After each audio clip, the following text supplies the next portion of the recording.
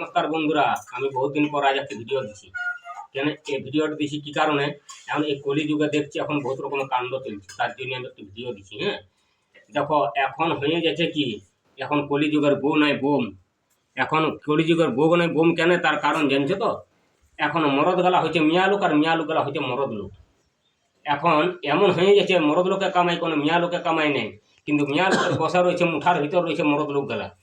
যখন সালা মিয়া লোকটোর যখন স্ত্রীটোর মা বাবার কোনো হয়েছে, তখন দৌড়ে চলেছে আমার বাবার এমন হয়েছে, আমার মায়ের এমন হয়েছে।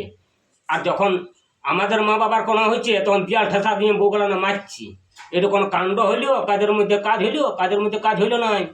কিন্তু কেন না, এখন ওই সরকারের খাতায় নামটা চাপা রইল, এই জন্মে তুমি করেই গেছো ফল কর্মটো, কিন্তু ফলটা তুমি পরে পাবে। কেন যদি বলে পরে পাবো না, এই জন্য পাবে যে ছিলার তো দেখে রইল আমার বেটারতে যে আমার দাদুকে এমনি করে মাইরেছে আমার মায়ে, তো তার জন্যে তখন পরে দিবে আমার বউটোকে টুটি চিপিয়ে প্যাঁক প্যাঁক প্যাঁক প্যাঁক করবে।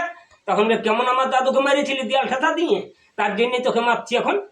তো ওই জন্য বলছি বন্ধুরা, সবাইকে বলা হচ্ছে, মানে মা কাকিরাকে বলা হচ্ছে, বৌদিরাকে বলা হচ্ছে, সবাইকে বলা হচ্ছে এই ভুলটা কেউ করো না।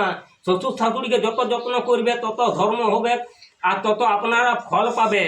আর শ্বশুর শাশুড়িকে যদি টুটি চিপে মারবে, তো আপনারা ভগবান টুটি চিপে মারি দিবে।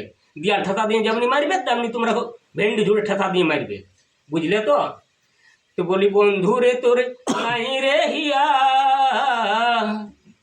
গুণের বউ পায়ে রইলি মা বাপকে ভুলিয়া। বন্ধু রে তোর নাই রে হিয়া, গুণের বউ পায়ে তুই রইলি মা বাপকে ভুলিয়া। আচ্ছা, ভিডিওটা কেমন দিল টিঙ্কু আমাদের?